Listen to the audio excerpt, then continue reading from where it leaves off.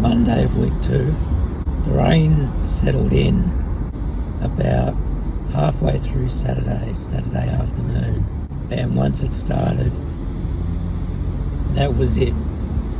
Sunday was horrible. It was just raining the whole time.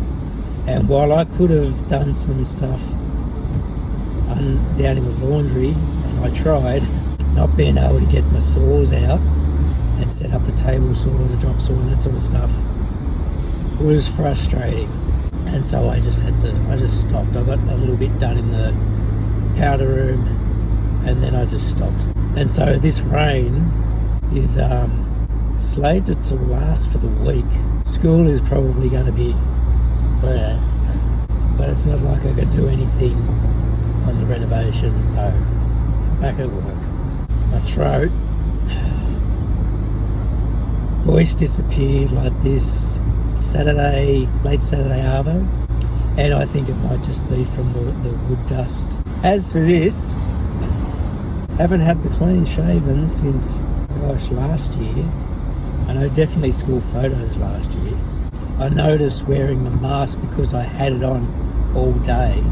My beard was poking out the bottom, which number one looked weird, number two got annoying, and it made my chin it made it itch just because the hairs were being pushed by the mask. Now, I did see a thing about the best way to get an N95 mask to seal is by being clean shaven. Now, I don't have a regular N95. I've got similar to an RZ mask, and so it comes all the way up around here and hugs the mask snug to your face. But the filter is only in this section.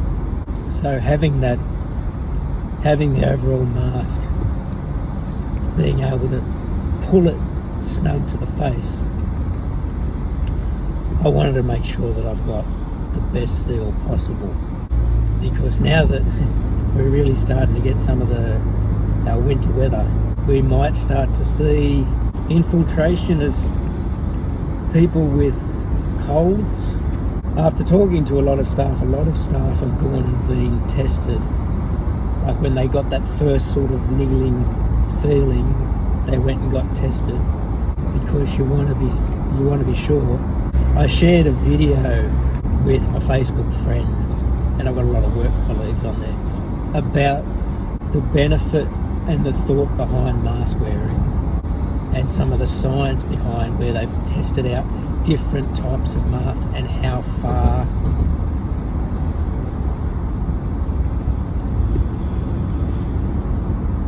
something can go. Like they talk about the vaporization. I can't even think of the term now. The fact that they've done studies and they've discovered that COVID can linger for about 3 hours in the air, and so classrooms could become like a little melting pot of water vapor. And it said that the water vapor will evaporate quickly, and when it evaporates, it leaves the virus floating, because the virus is such a small size. So they can float in the air for up to 3 hours before it, I don't know whether they say it dies, but there's a bit more science to it. It's not just somebody sneezes directly on you. They said the whole thing about this video explains the whole thing about the 6 foot social distancing or physically distancing is because when somebody sneezes or coughs, their heavy droplets will fall about 6 feet away from the person if they're not wearing masks. But those very fine droplets can travel, I think they said 24 to 27 feet. That's about 9 meters. That's as wide as a classroom. Most of our classrooms are about 8 to 10 meters wide. I wanted to just make sure I get the best seal possible, even though our numbers are still small. I think they said on one of the days in New South Wales. There was 14 new cases out of about 23,000 tests. So that's a pretty good number. That's pretty good odds. But they're starting to say that New South Wales and Sydney is at a position now where Melbourne and Victoria were about 5 weeks ago. And in the last 3 to 4 weeks, they've just gone boom. And they're getting averaging around 400 new cases a day. Still small on US scales. It was enough to close schools in Melbourne and Victoria. Schools are running remotely down there. We want to make sure that we can do the best we can up here to keep schools open if possible, while trying to be as safe as possible. Looking after everybody on site, because I'm on a site of about 700 people. I don't come into direct contact with all those 700 people. I'd probably come into contact with about a dozen staff at most. Students, however, depending on my timetable, I could see anywhere between 10 and 60 different kids. And the fact that, all of my other staff have their kids and you've got to walk through the blocks, I'll probably see at least a quarter of the school. So 150 to 200 kids. So a quarter to a third of the school. So, looking all smooth again. Try and keep it that way for as long as possible to protect myself and others. And they said the reason that you need to be clean shaven with a mask, especially the ones that just seal here, is because wherever your beard is possibly holding the mask off, that's where air can come in instead of through the filter. And I've got to try and make sure I adjust my nose piece really well, because it needs to be tight. So it started another week. Nice way to start the week. I'll see if it might clear up when I start talking a lot louder in the classroom, and hopefully I don't lose it completely. So it seems Sydney got pretty battered a bit by storms over the weekend. My construction sign that was here, I mean, it was old and brittle, but the wind and the rain just blew it straight off the door. That's the trouble. The construction site gets a fairly big pounding when we get heavy rain. All the rain from the driveway just washes down through here. We just get leaves and everything. Today was a theory lesson for construction. And we're preparing for, we're going to be doing a little slab like what you see that chair on. We're just going to do another one of those, little 2x2 square metre, so 4 square metre slab. We just did all the maths for that, a little bit of theory. They've got a few practical tasks, one which is surveying, which is what I've got these things here for. These I made up because I can leave them attached to the fence out here. And I originally had black, and then this section was red, and the red faded in the sun, so I tried green. Actually I tried purple faded in the sun. I tried green faded in the sun. I'm hoping blue stays, because nothing's happened to the black. I've got one there, another one over the far side of the site, so they can test out using a dumpy level. I'll show you that one day.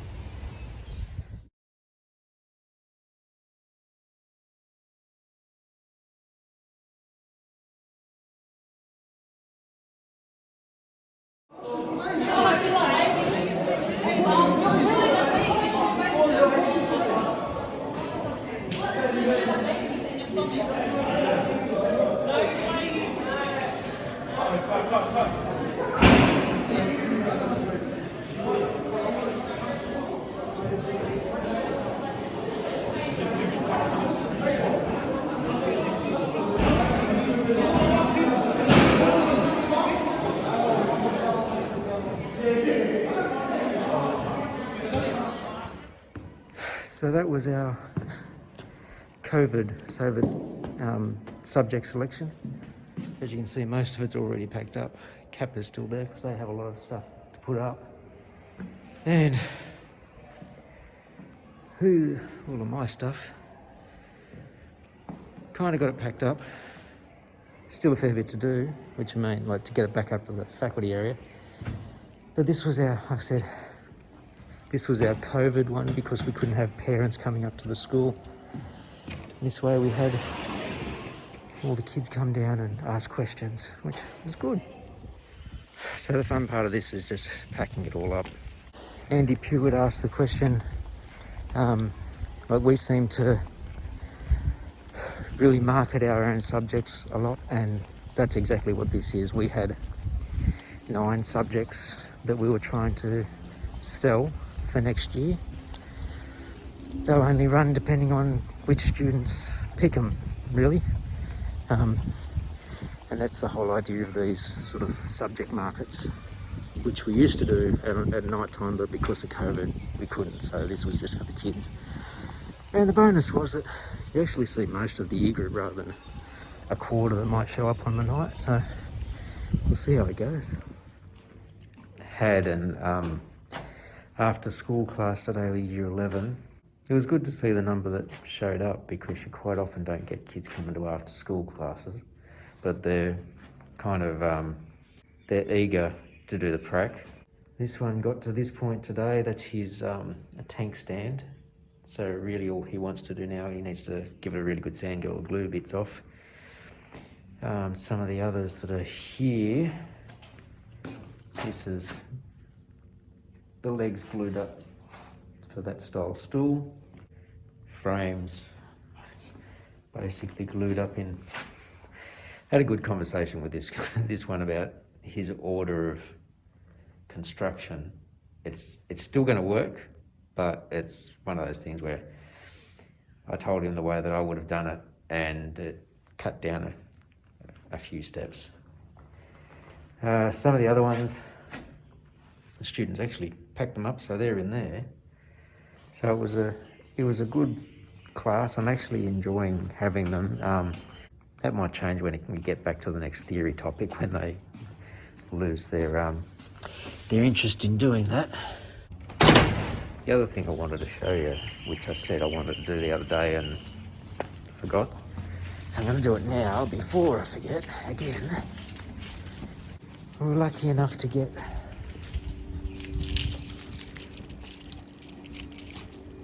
one of our kitchens renovated.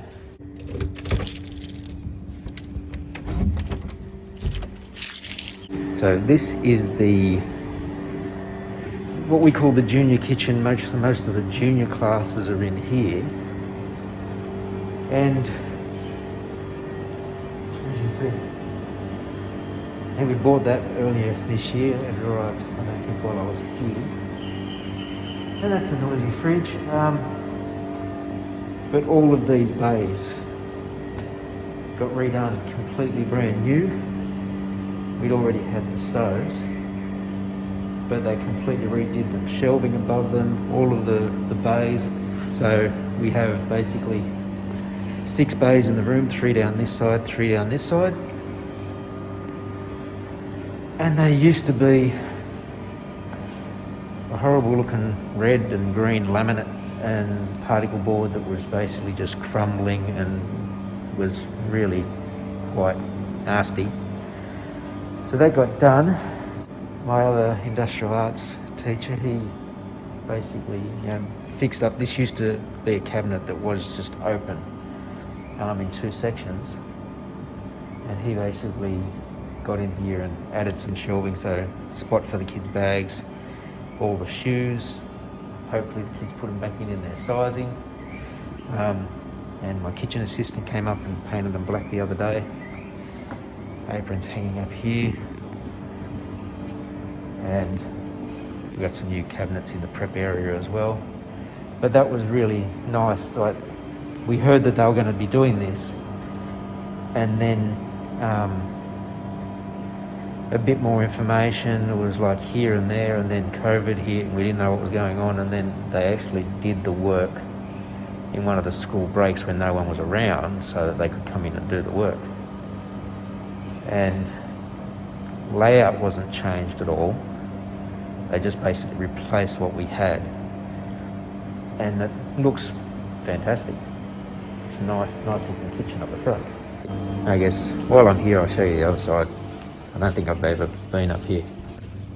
A little bit disorganised at the moment, but this is our hospitality kitchen. And it's all industry grade stainless steel, giant exhaust fan with the industry stoves up the back. Industry dishwasher up there, coffee machines, and gosh, we got this put in. I actually had to apply for a grant for this one, and it was a little over 100,000 12 years ago. After the several tenders, there was a couple that came through like that, and one that had this sort, and wanted to say, yeah, this is industry for hospitality. And we went, no, stainless steel, nothing underneath, so you can't have food scraps lying around them. That got put in, yeah, and so that's been our hospitality kitchen for the vet courses, and this one's been the junior kitchen, and now the junior kitchen's looking really nice as well, so that's a plus. And over the other side, I'll have to unlock it all properly, but I really want to show, this is one thing I'm excited about. And while I walk across, we'll just have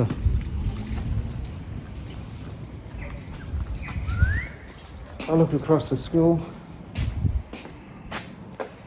That's the gym. Blue Mountains is that way. And it's just sort of see it through the gap. So that's where I drive to every day. That's why I said I'm an hour's drive from work. But it's sometimes really nice looking out at that view during the day. I think I showed you earlier this year when they were doing all the carpet up here, how we had the carpet redone in this classroom, and so I had to take out some of the posts for the computing and things, but in this little room we've got in between, it used to just be a storeroom. I think it might have been a staff room right in the very early days, but in this little room that's upstairs, high vaulted ceiling, and we come down, the new pride and joy that we haven't gotten to start up yet. That's a brand new laser, basically an A3 bed down in that section, and still has the foam in it because we've done nothing with it. We're waiting for our official training to come through, but one of the main things with this unit was that we had to have our extraction unit next door to it, which basically sucks the fumes from this, takes it up there. It's got interrupted by a phone call. So the extraction basically comes out of the sound deadening cabinet, not soundproof but sound deadening, goes up, goes out across there and out through out through a window on the opposite side to vent out, and so it's 2 stories up, so it's quite safe. Safety cut-off switches, so looking forward to getting that. We got the rotary unit as well, so that we can engrave tumblers and that sort of thing. Dedicated computer for it. Had to get power up here as well, and this was all kind of managed while I wasn't here. I was sort of the go-between, and my staff on the ground here were helping to organise it, so that's exciting. And I think I've said that a couple of times, but I'm really looking forward to actually getting to use that. Yeah, I got an email yesterday from the installer letting us know about the training that we need to now organise.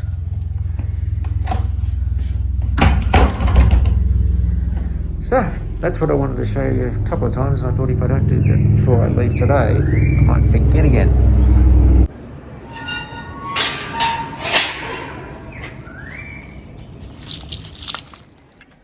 So today was probably one of my more busy days.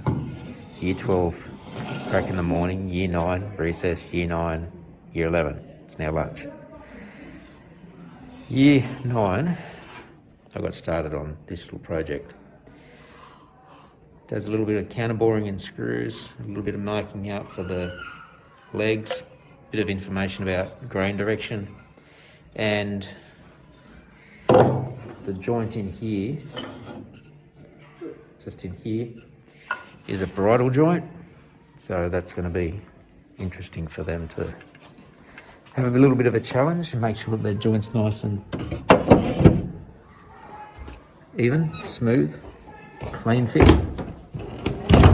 But I showed them that just before recess, and they started cutting out their parts, and in terms of getting your materials ready, it's quite an easy project. And so they got some jack plane practice today, doing the chamfer around the top, little 5mm chamfer. Just started to mark out the shaping of the legs on the one side. And then Year 11 came in here for prac.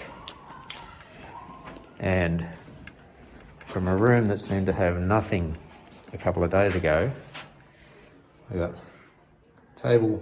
coffee table here, aquarium stand in the corner. He added a shelf into it today.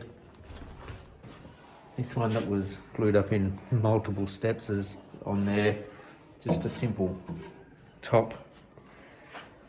This project, it's just a locally, like I marked this one. And it's more about giving them some practice at just designing, using the tools, problem solving, that sort of thing. This is what Year 9 did while I was away, which is usually the first project that I do with them. So we sort of finished this stuff off on the last couple of days, and you can see there's the design I take them through with the bridal stool. But yeah, it's been a fairly flat out day. I've got nothing after lunch now. Get ready for tomorrow. And I've got to start getting the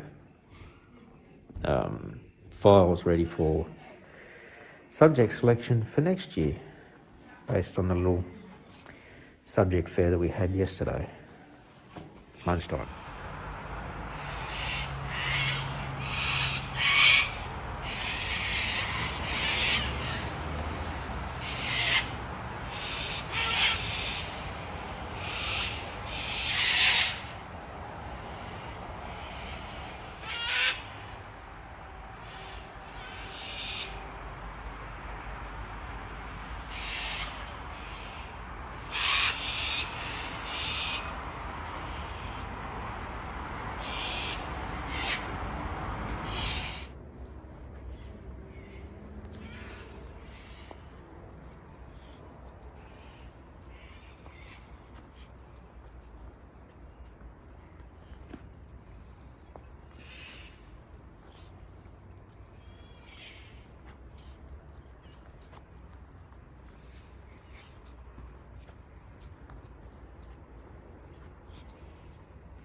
Enjoying the sun.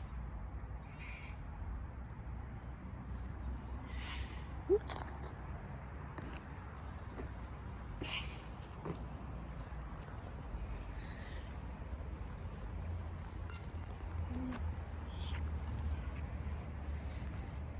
He's just had his, he's been getting some injections for his old arthritis and stuff. And it was a series of 4 injections, and today was his 4th one, as well as his medicine.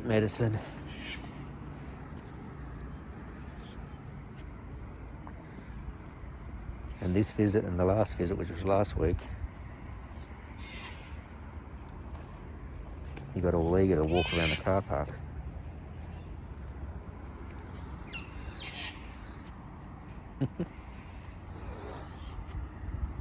Bit chilly.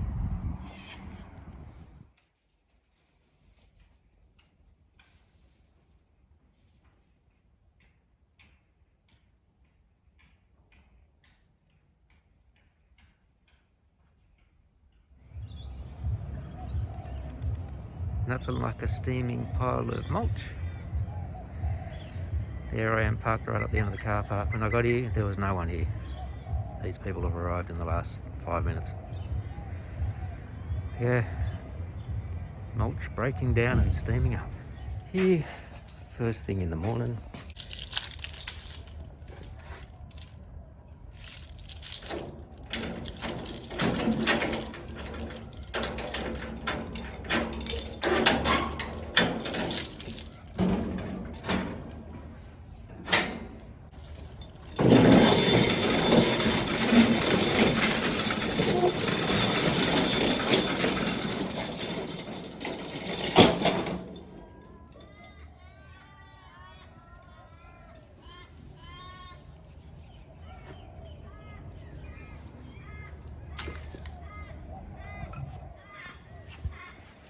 Class officially started 8 minutes ago. Not expecting any kids here today because it's the first zero of the term. Got a good guess that they probably didn't do them while I was away as well. And this first thing in the morning, type 1, 7:30, they rarely show up. I usually get maybe a third of the group, if that. So, because I'm right over near the trade school, I'm going to grab some more of these little brackets from the library. Make a stack of these little shelves for around the faculty. I think I worked out I need about 10 or 11 for all the rooms. So I'll just go through the motions of making a stack of them.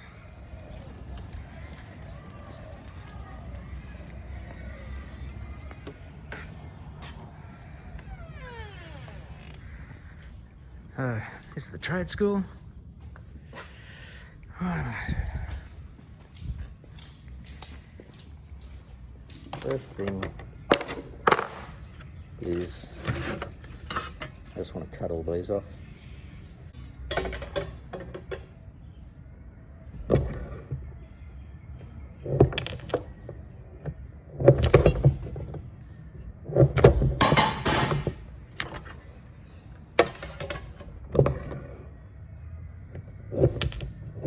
Next step, just mark the lip that I want to have all the way around it. Marking gauge set to about 10 mil. It's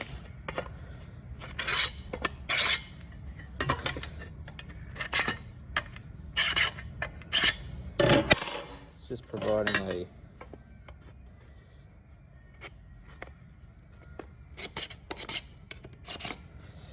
a rough guide for me.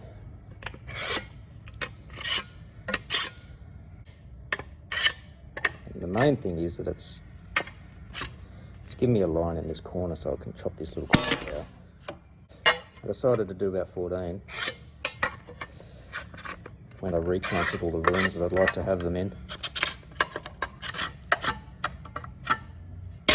and a spare. Now I'm using the big shear just to take out the little notch in the corner because the shelves are going to fold up. The side's going to fold up on the shelf, and I just start on the line marked outside because I've got the line there, and just using the end of the blade as a guide, and then I can just flip it over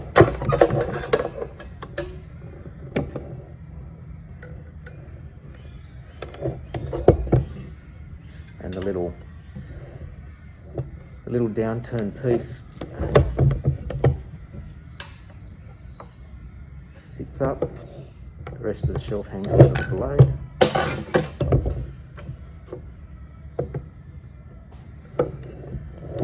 Snip out the corner. And the reason I'm using this is just because of how thick a gauge this steel is. It's not something I want to be doing with tin snips.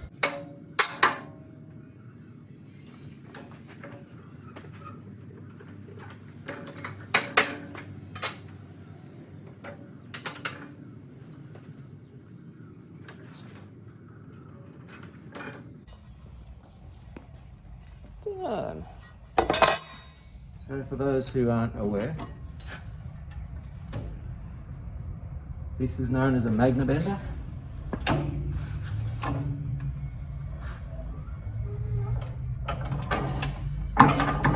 Uses electromagnet to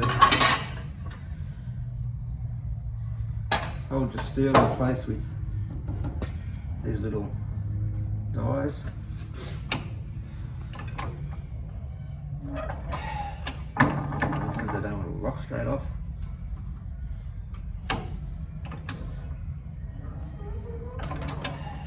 That's really cool. That's frustrating.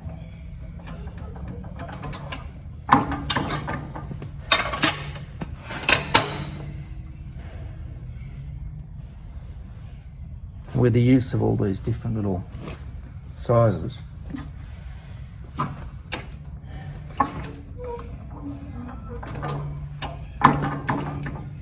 you can be fairly creative.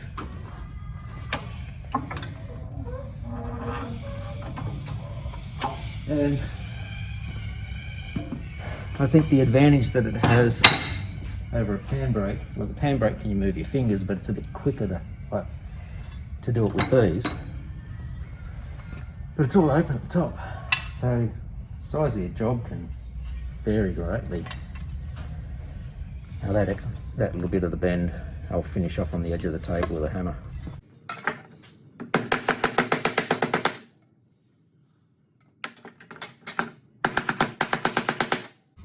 Side of the anvil is going to be a better option.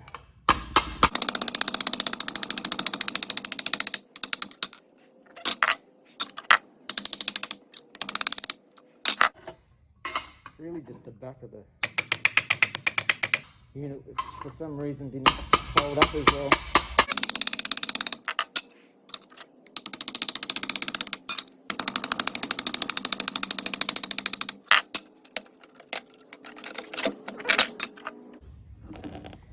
Got to get a lump of wood for this as well. I think I've got a log out the back.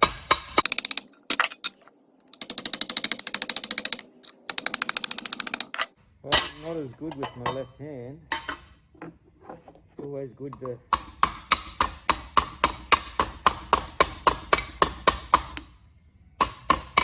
try and be a little bit ambidextrous. Especially when you want to try and demonstrate to a student. They can see you're using the right hands, you can model it better.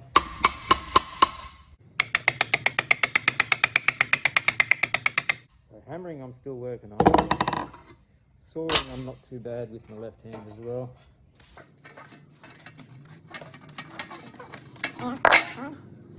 Time for muster. I'll come back and get rid of these really sharp corners on the linisher and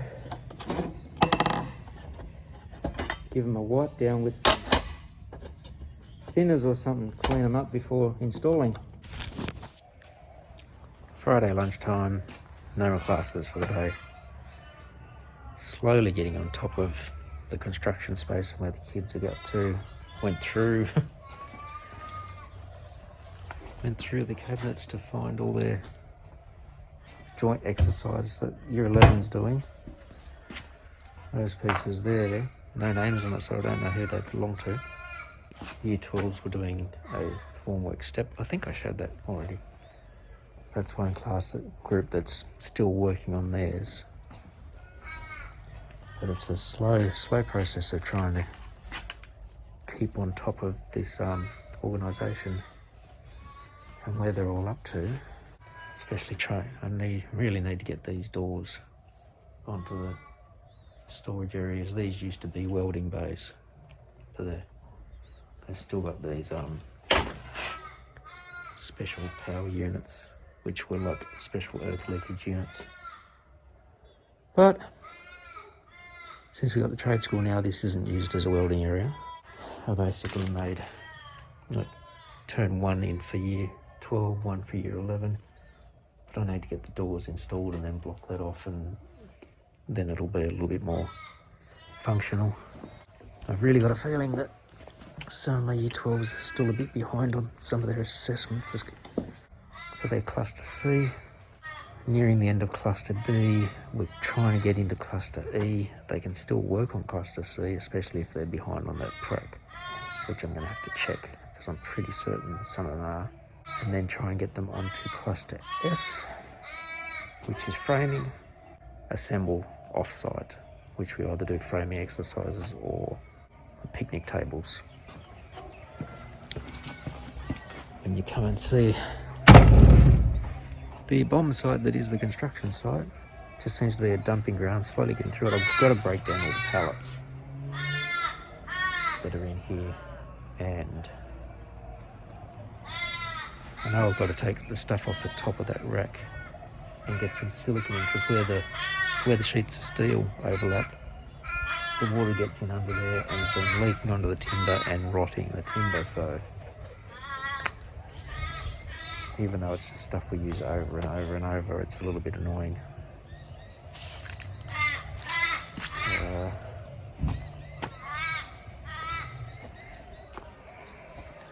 For those of you not in the know, you ever seen these stamps on pellets? Do you know what they mean? You need to look for that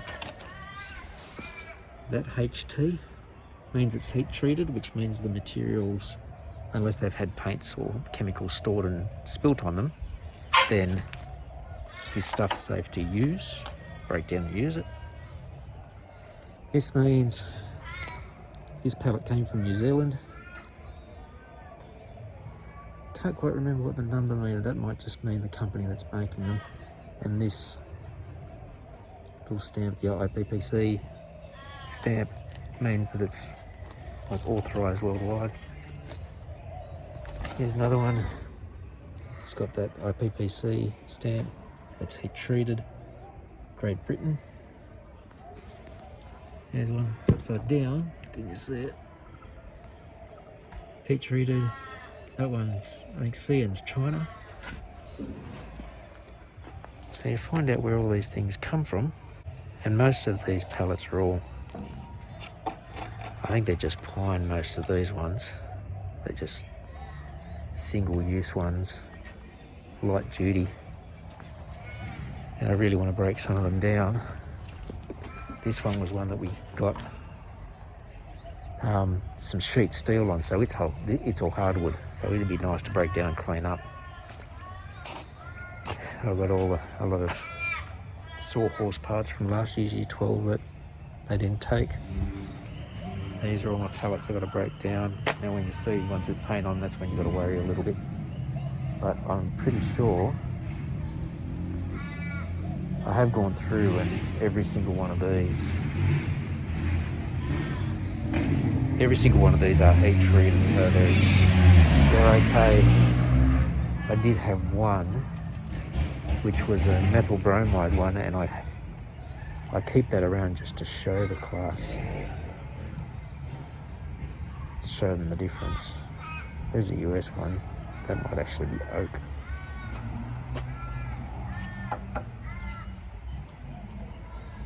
Check as I'm breaking them down.